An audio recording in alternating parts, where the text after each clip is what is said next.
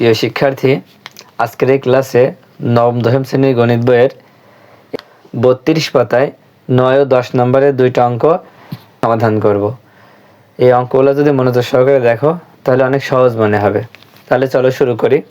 দেখো 32 পাতায় 9 নম্বর দিয়ে লেখা আছে এ ও বি যথাক্রমে 35 এবং 45 এর সকল গুণনীয়কের সেট হলে এ ইউনিয়ন বি ও এ ইন্টারসেক্ট বি নির্ণয় করো। আগে পড়ে বুঝতে হবে। দেখ এখানে এ ও বি হচ্ছে 35 ও 45 এর গুণনীয়কের সেট। হ্যাঁ, এ ও বি হচ্ছে 35 এবং 45 এর গুণনীয়কের সেট। এখন এ এবং বির মান বের করার পরে আমাদের এই অঙ্কটা করতে হবে। তাহলে চলো শুরু করি। তাহলে আমাদের প্রথম কাজ হচ্ছে 35 এবং 45 এর গুণনীয়ক বের করা। 35 সমান, দেখো 35 সমান ছিল দিয়ে 35কে আমরা কোন কোন সংখ্যা দিয়ে ভাঙতে পারি। দেখো 35 অক্ষে 35, তারপরে 5 7টা 35। আর কি কোনো সংখ্যা দিয়ে ভাঙা যায়? আর কোনো সংখ্যা যায় না। হ্যাঁ, তাহলে এখানে যে 35 যে গুণনীয়ক হলো এটা হবে কার মান? এর মান। লিখবো এ সমান, যেহেতু এখানে দেওয়াই আছে যে এ হবে 35 আর বি হবে 45 সকল গুণনীয়কের সেট, তাহলে এর মান হবে 1 5 7 35, মোট 4টা মান। এর মান কিন্তু হয়ে গেল। এবং আরেকটা কত হচ্ছে 45টা আমরা করি। দেখি প্রথমে হবে কি 45 অক্ষে 45, যদি আমরা 45কে ভাঙি তাহলে প্রথমে হবে 45 অক্ষে 45।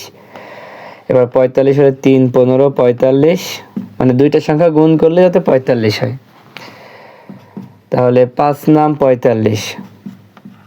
আর কি যায়? আর গেলে এইগুলাই হবে 45 এর গুণনীয়ক। তাহলে এটা কার মান হবে? বির মান। এবার লিখবো বি সমান, দেখো 1 3 5 9 15 45। দেখো এর মানও পেয়ে গিয়েছি, বির মানও পেয়ে গিয়েছি। এখন কাজ হচ্ছে এখানে যে অঙ্কটা আছে না, এই অঙ্কটা করা। দেখো প্রথমে আছে কি এ ইউনিয়ন বি, তাহলে এর মানটা কত? 1 5 7 35। এবার মাঝখানে ইউনিয়ন, বির মান হচ্ছে কত? 1 3 5 9 15 45। তোমরা তো আগেই জানো যে ইউনিয়ন থাকলে কি করতে হয়। ইউনিয়ন থাকলে দুইটা ব্র্যাকেটের ভিতরে যা আছে সবগুলো নিতে হয়। হ্যাঁ, কিন্তু এক সংখ্যা দুইবার না। এখানে দেখো এখানে 1 আছে দুইটার ভিতরে, নিব একটা। তারপরে দেখো এখানে 3 আছে, 3 নিয়ে নিলাম, কারণ এখানে ছোট থেকে বড় সাজাতে হয়। 3 শেষ। এবার দেখো 5 আছে দুইটার মধ্যে, একটা নিলাম। 5-এর পরে দেখো 7 আছে, 7 নিলাম। তারপরে 9, তারপরে কি 15, এবার 35 45। তাহলে এই ইউনিয়নের মান কিন্তু বের হয়ে গেল। এবার বের করব এটা এ ইন্টারসেক্ট বি। দেখো এ ইন্টারসেক্ট বি সমান, এর মান হচ্ছে 1 5 7 35। এবার ইন্টারসেক্ট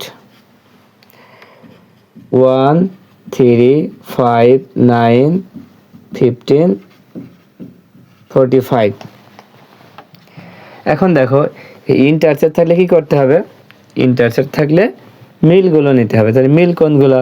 1 মিল আছে আর 5 মিল আছে। আর কোনো মিল আছে? আর কিন্তু কোনো মিল নেই। তাহলে উত্তর হবে 1 5। দেখো 9 নম্বর অঙ্কটা কিন্তু খুব সহজেই হয়ে গেল। আচ্ছা, এবার 10 নম্বর অঙ্কটা দেখো। তো 10 নম্বর অঙ্কটা কিন্তু একটু কঠিন হতে পারে, তাই একটু ভালো করে মনোযোগ দিতে হবে। দেখো যে সকল স্বাভাবিক সংখ্যা দ্বারা 346 এবং 556কে ভাগ করলে প্রতি ক্ষেত্রে 31 অবশিষ্ট থাকে, এদের সেট নির্ণয় করো। যে সকল স্বাভাবিক সংখ্যার দ্বারা আমরা যদি 346 এবং 556কে ভাগ করি তাহলে কি হবে? প্রতি ক্ষেত্রেই 31 অবশিষ্ট থাকে। এখন তাদের সেটগুলো নির্ণয় করতে হবে। তো এই অঙ্কটা করতে হলে প্রথম যে কাজ হচ্ছে, দেখো এখানে 31 অবশিষ্ট আছে না, তাহলে অবশিষ্টটা আগে আমাদের বাদ দিতে হবে। কিভাবে? দেখো এখানে কত আছে, 346 না, তাই লিখবো 346 বিয়োগ 31। 346 থেকে 31 বিয়োগ করে দেবো, কত হয় দেখো, বিয়োগ করো তো। 6 থেকে 1 বিয়োগ করলে হবে 5, 4 থেকে 3 বিয়োগ করলে হবে 1, আর 3 কিন্তু বসে গেল, কত হলো 315। এবং আরেকটা হচ্ছে কত, এই যে 556 আছে, এই 556 থেকেও 31টা বিয়োগ করে দেব। বিয়োগ করলে কত হয়, 6 থেকে 1 বিয়োগ করলে হবে 5, 5 থেকে 3 বিয়োগ করলে হবে 2, আর 5 কিন্তু বসে গেল, কত হচ্ছে 525। দেখো বিয়োগ কেন করলাম, এই যে 31 অবশিষ্ট থাকে, তার মানে 31টা কি বেশি হচ্ছে, এই বেশিটাকে বিয়োগ করে নিলাম। বিয়োগ করার পরে এবার লিখবো, মনে করি এগুলা সেট আমাদের ধরতে হবে, এ অথবা বি ধরতে হবে। এবার লিখবো, মনে করি 31 অপেক্ষা বড়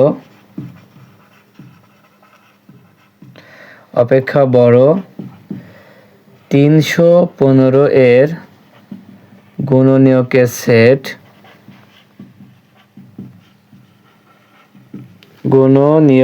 সেট এ।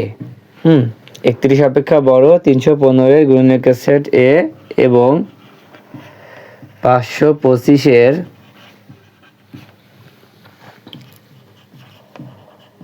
গুণনীয়কের সেট কত হবে, বি। তার মানে একটা এ ধরলাম, একটা বি ধরলাম। 315 এর গুণনীয়ক যেগুলো হবে সেগুলো হবে এর মান, 525 এর গুণনীয়ক যেগুলো হবে সেগুলো হবে বির মান। তো অনেক বড় সংখ্যা, তো তাই ক্যালকুলেটর ছাড়া কিন্তু এগুলো করা সম্ভব হবে না। তো চলো দেখি, প্রথমে আমরা 315টা করে দেখি। 315 সমান, দেখো 315 এটা জোড় না বিজোড়, 315 বিজোড় সংখ্যা। তো বিজোড় সংখ্যা হলে কোনো জোড় সংখ্যা দিয়েই 315কে ভাগ করা যায় না, যায় না।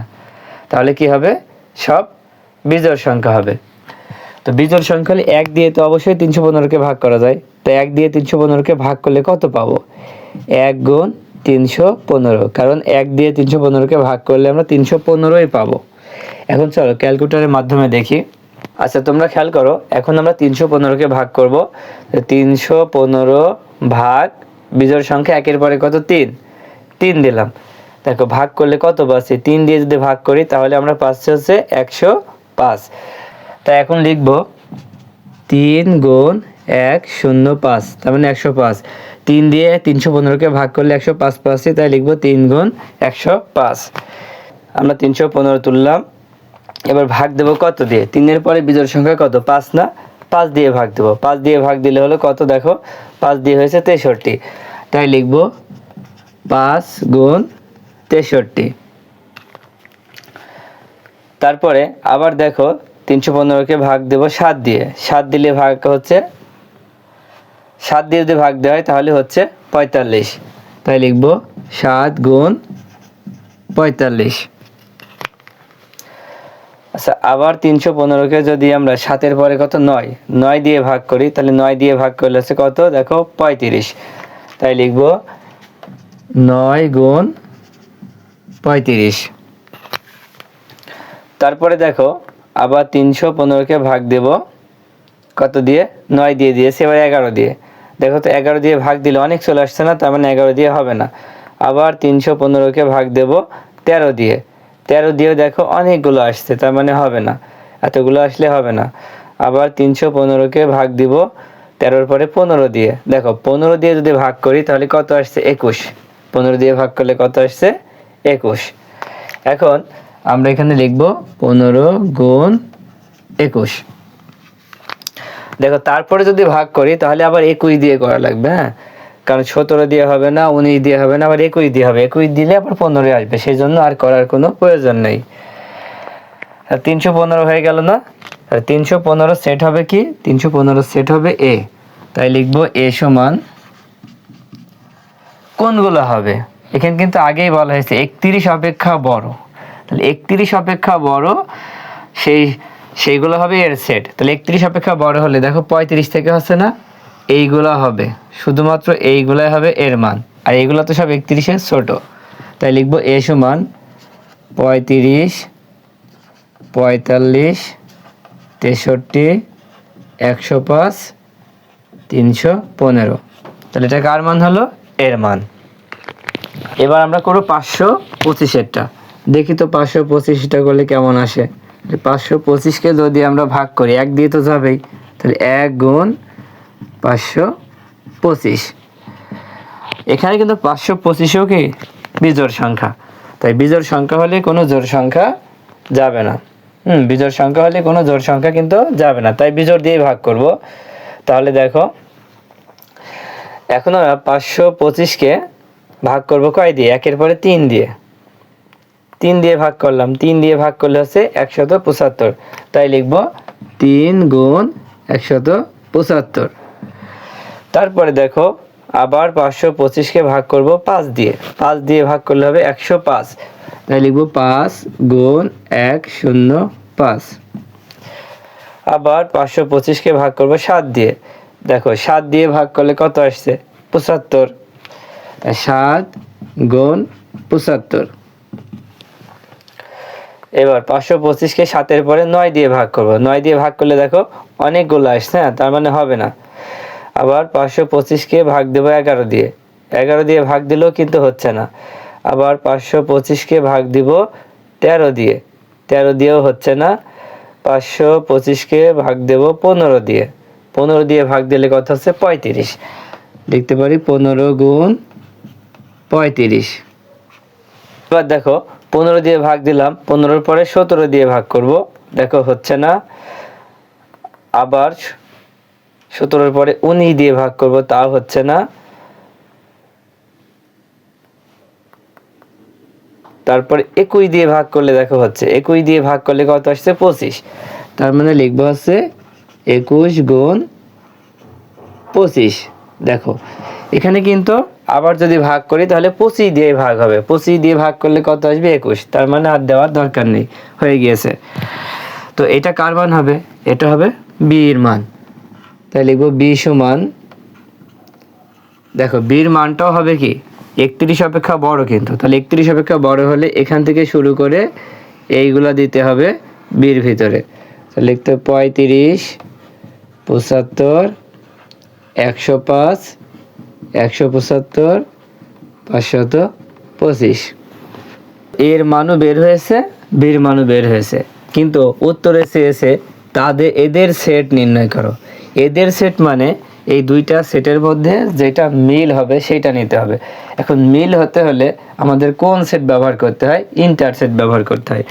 তাই লিখব এ ইন্টারসেট বি সমান, এর মানটা বসায় দেব 35, 45, 63, 105, 315। আচ্ছা এবার মাঝখানে দেবো কি? এই যে ইন্টারসেট দেবো মাঝখানে, ইন্টারসেট। এবার বির মান হবে 35, 75, 105, 175, 525। তো ইন্টারসেট থাকলে কি করতে হবে? মিলগুলো নিতে হবে। তাহলে মিল আছে কোনগুলা? দেখো মিল আছে হচ্ছে 35 আর মিল আছে 105। এই দুইটাই উত্তর হবে 35, 105। তার মানে এদের সেট হচ্ছে কি? এদের সেট হচ্ছে 35, 105। আশা করি অঙ্কটি বুঝতে পেরেছ। তো এবার তোমরা দেখো বইয়ের 13 নম্বর উদাহরণ দেওয়া আছে। এই 13 নম্বর উদাহরণটা আর এই অঙ্কটার মধ্যে কোনো পার্থক্য নেই, শুধুমাত্র সংখ্যা ছাড়া। এখন এই নিয়মে করে দেখো, তাহলে সব অঙ্ক পেরে যাবা। আর বইতে করে দেয়াই আছে, তো একটু বোঝার দরকার ছিল, আমি তো বোঝাই দিলাম। এবার তোমরা চেষ্টা করে দেখো পারো কিনা।